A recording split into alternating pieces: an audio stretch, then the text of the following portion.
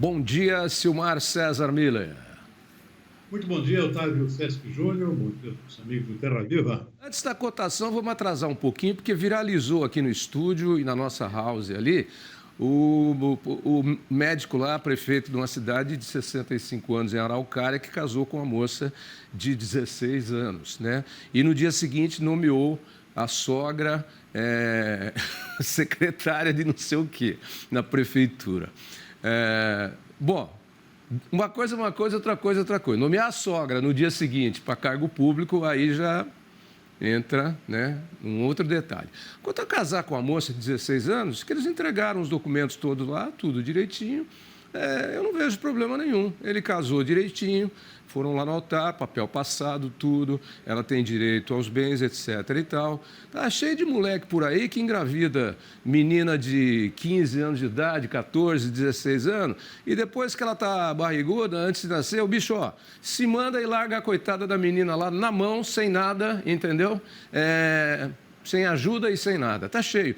Então, eu não sou contra ele, não. A vida é dele, a vida dos dois. Agora, o negócio de nomear a sogra para a prefeitura, aí já é outra história. Tavinha, a razão é muito simples, Tavinha, para não encher o saco, né? A sogra bota no trabalho lá e linha. Botou a jararaca lá. Ó, não foi, ó, a minha sogra era muito legal. Ela era mais legal comigo do que com a minha mulher. Agora, você vai te chamar sogra de jararaca, eu não sei. Deve ter sogra, mas o apelido... Tá certo, botou a sogra lá, que é para a sogra ficar quietinha. Deu um bom salário para ela. Não enche o saco. A razão é muito simples. É isso aí. Vamos nas cotações. Vai lá. Tavinha, o dia não está muito bom para as commodities hoje. Ontem tivemos alta, mas hoje o pessoal está descontando bastante. Mercado um pouco mais pessimista. Principalmente o setor de grãos está caindo, isso já tem sido recorrente, ontem também não foi diferente. É um setor muito pressionado, especialmente soja e milho, por um conjunto de fatores aqui, estão pressionando os preços, não só na Bolsa, mas aqui no mercado interno brasileiro também, são basicamente 3 fatores jogando contra os preços da soja e do milho aqui no Brasil. O principal fator negativo é o chamado mercado de prêmios, né, que são ágeis ou deságio em relação à Bolsa de Chicago. Hoje é deságio, não tem prêmio nenhum, pelo contrário, tem um desconto nos preços da Bolsa para os preços internos aqui. E isso faz com que o preço lá para o produtor não pare de cair. Está muito baixo o preço da soja, principalmente, mas o milho também tem caído bastante ultimamente. Bem no meio da comercialização da soja, por exemplo, tem muita soja para ser vendida ainda e está tudo atrasado, né? E milho também está começando a atrasar comercialização, tanto da safra atual quanto da nova, que vai ser colhida para a partir de junho e julho. Então, Bolsa de Chicago hoje caindo também, milho 0,1%, soja 1 ponto percentual, trigo também cai um pouquinho, 0,2%. Na Bolsa de Nova York, aí sim, as quedas são maiores, mas são de produtos que subiram muito ultimamente. Então, o dia da chamada realização de lucro, o pessoal aproveita preço alto para vender um pouquinho. Então, não é nada de assustar. O algodão, por exemplo, está caindo 2,5%, café arábica 3,2% e açúcar também 1 ponto percentual. Cacau é outro que cai um pouquinho também, 0,9%. Na contramão, apenas o suco de laranja continua subindo na Bolsa de Nova York. E o boi gordo aqui, mercado futuro na B3 em São Paulo, está tentando uma reação, subindo um pouquinho, pelo menos no contrato mais próximo aqui, que é o contrato de abril, 0,6%, mas ontem, por exemplo, os contratos mais distantes fecharam em queda no mercado futuro da B3 aqui em São Paulo. Então, esse é o retrato do mercado no momento, Tavinho. Esqueci de falar do mercado financeiro, né? Financeiro com o dólar subindo 0,7%, R$ 5,08. Mercado de ações caindo 1,1%. E lá fora, ainda para completar, o petróleo caindo também bastante, 2 pontos percentuais a $80,90 o barril. Esse é o retrato do mercado no momento. Chama atenção aqui para esses produtos aqui que parece que estão caindo demais, mas volto a reforçar que são correções de preço, pessoal vendendo hoje, porque os preços subiram muito. Basta um exemplo aqui, o açúcar, por exemplo, está atingindo os preços mais altos em 11 anos. O mercado está muito aquecido no caso do açúcar. A gente tem uma matéria sobre açúcar, a gente pode aprofundar um pouquinho mais o que está acontecendo com esse setor. Ok, Silmar. Uma questão aqui que está um pouquinho fora das nossas coisas, mas é interessante de comentar também. Eu estava vendo aqui, onde está você? Perdi, hein? Perdi. Daqui a pouco eu acho. Vamos falar do que a gente tinha combinado aqui.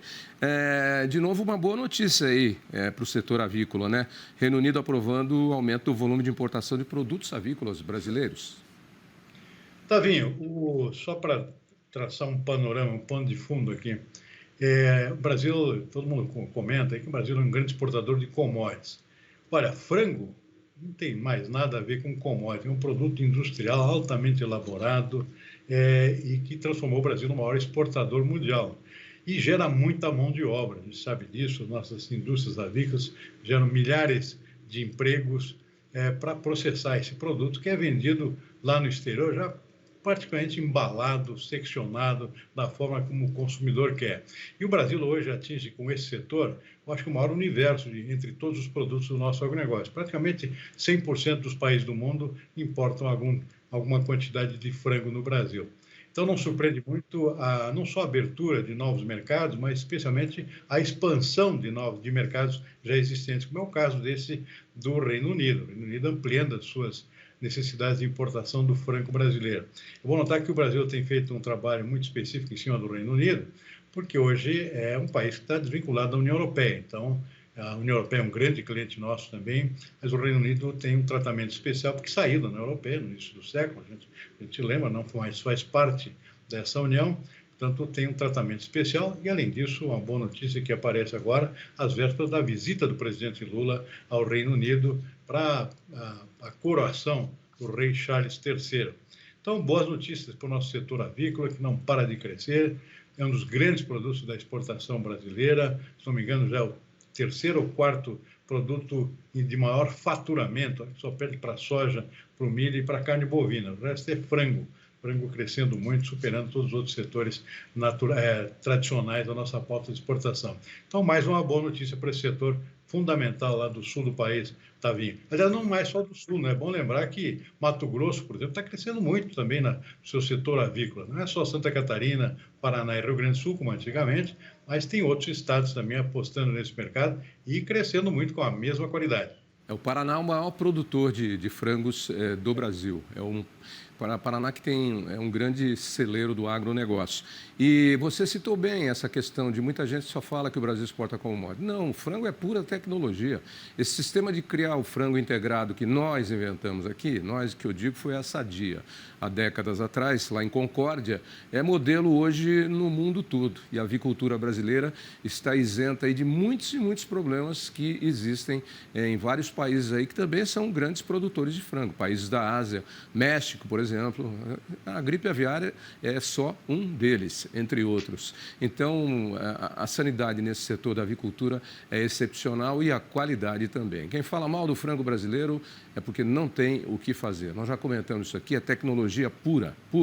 É uma rede, é assim, pintinho sendo entregue na granja, o outro está ali engordando e crescendo para ir para o abate, o outro já está no caminhão para ir para o abate, o outro está no abate, já tem um no caminhão frigorífico para trazer para o supermercado do Brasil inteiro ou para o açougue, já tem outro caminhão frigorífico sendo colocado, que já está no container refrigerado para ser colocado no navio até chegar ao seu destino final. É uma máquina de produzir proteína animal.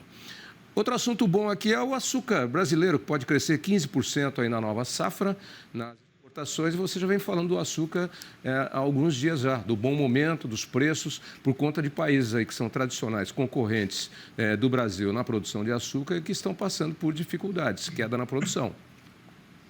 Açúcar brasileiro brilhando no mercado internacional, perspectiva muito boa para essa safra nova, produção de cana crescendo, consequentemente vai crescer a produção de açúcar, ele vai crescer mais do que o normal, porque o mix está mais açucareiro esse ano, mais produção de açúcar, menos etanol. O açúcar está bombando em termos de preço no mercado internacional. Como você lembrou aqui, quebra na produção de países da Ásia, que são concorrentes do Brasil, particularmente a Índia, que teve problemas climáticos lá, afetou muito a safra de cana, consequentemente tem pouco açúcar para exportar. A Índia é o nosso principal concorrente. Problemas na Tailândia, que também é outro grande exportador de açúcar, e mais recentemente a China também com problemas climáticos, prejudicando a sua produção de cana. E com redução já, ontem inclusive saiu uma estimativa nova de redução na produção de açúcar da China em 1 milhão de toneladas. Então, a China vai ter que possivelmente importar mais açúcar do que normalmente importa, ela já é importadora, não é exportadora. Então, problemas mais ou menos generalizados nos principais concorrentes ou nos principais clientes nossos, como é o caso da China. E aqui no Brasil, o que está empurrando os preços para cima também, e isso é o lado negativo, é o atraso na colheita. Choveu muito aqui na região sudeste, isso atrasou bastante o início efetivo da colheita da safra de cana. Normalmente ela começa lá no fim de março, início de abril, nós estamos no fim de abril com a colheita bastante atrasada. Isso, claro, cria por um lado, ajuda a aumentar ainda mais os preços, ou seja, pouco açúcar brasileiro chegando no mercado no momento que todo mundo esperava um aumento nas nossas exportações para compensar a queda em outros países. Isso não está acontecendo ainda por conta de clima, e só que isso, ao lado do aspecto positivo, cria também um ponto de interrogação mais para frente, uma certa embolada no fluxo de escoamento do nosso açúcar em direção aos portos, coincidindo também com um grande volume de soja indo para o mesmo porto principal de escoamento de açúcar aqui do Brasil, que é o Porto de Santos, né? Então, é bom se preparar, porque a infraestrutura lá de Santos vai ter dificuldade em aguentar uma pressão tão forte aqui de caminhões e desembarques de açúcar e soja ao mesmo tempo para ser embarcada no principal porto brasileiro. E quem, todo um desafio pela frente. E quem usa Piaçaguera só para ir para a praia pode se preparar para o congestionamento de caminhões. Sem dúvida. Que a fila vai... Eu estava procurando aqui, mas era isso que eu queria comentar com você aqui. O nosso amigo Chico Graziano, hoje, no Poder 360, faz um comentário bastante interessante. Nós falamos na semana passada da invasão da Embrapa pelo Sem Terra e de outras invasões, inclusive se citou ontem, no final de semana, as invasões continuam em fazendas. E o Chico comenta hoje, o título do artigo dele é O Joio e o Trigo. Isso aí é uma parábola bíblica, né? Onde se separa o trigo, que é o que é alimento, do joio, que é mato e não serve para nada, né? É o ruim, é a praga que pode contaminar o trigo. E aí ele diz... condena-se os movimentos de sem terra por invadirem Embrapa e fazendas produtivas e tal, mas isso aí é uma pequena parcela, porque a agricultura brasileira e o agronegócio brasileiro é extremamente moderno. E ele fala assim, ele faz um comparativo. Tão ruim quanto essa pequena parcela é a pequena parcela de fazendeiros que também invadem terras públicas ou invadem áreas indígenas, que são de proteção, e fazem o mesmo tipo de coisa. Ele compara assim, e aí ele faz 5 exemplos do que fazem os bons agricultores e os bons pecuaristas no agronegócio brasileiro. E termina assim.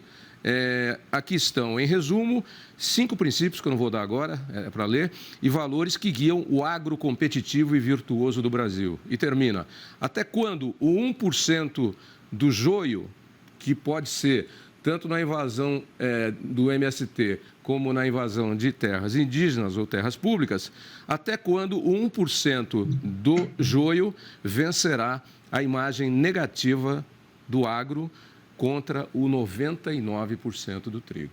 Boa, né? Sem dúvida também. É bom até aproveitar para ressaltar aquela dicotomia que se fala muito, aquela dissociação aqui entre agronegócio, que parece uma coisa de grandes produtores, da chamada agricultura familiar. Isso não tem nada a ver.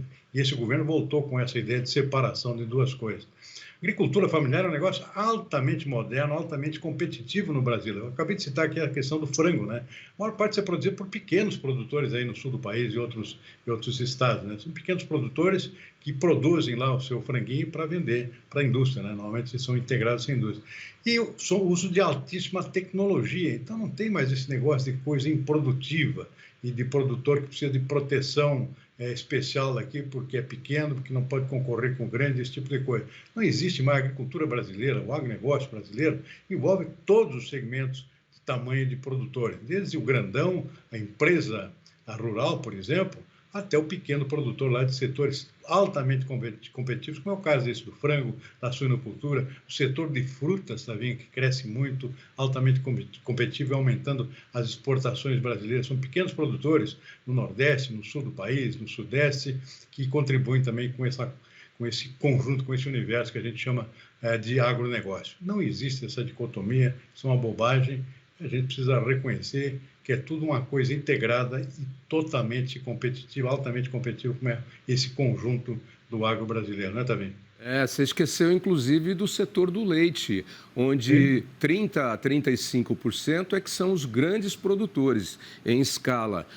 Aproximadamente 70% o leite está presente. Aliás, a única atividade do agronegócio presente em praticamente todos os municípios do Brasil, 70% são pequenos e médios produtores.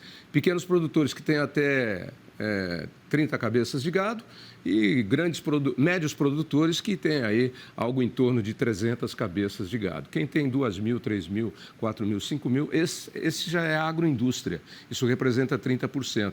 E o leite garante uma boa receita, apesar de todas as oscilações que ele tem, para esses pequenos e médios produtores. Portanto, precisa acabar com essa balela de que o agronegócio brasileiro é tudo gigantesco. Não, é uma soma de fatores e de produtores em todos os sentidos, como você disse, para ter um resultado final único na balança comercial brasileira e no fornecimento de alimentos, tanto para o Brasil quanto para o mundo. Fechou? É isso aí, Davi. Ok, vamos lá então. Amanhã é quarta-feira, meio de semana. Semana que segue com sol, daqui a pouquinho a gente vai saber na previsão do tempo. Abraço, Silmar. Até amanhã. Tchau, Tavinho. Até amanhã. Boa tarde.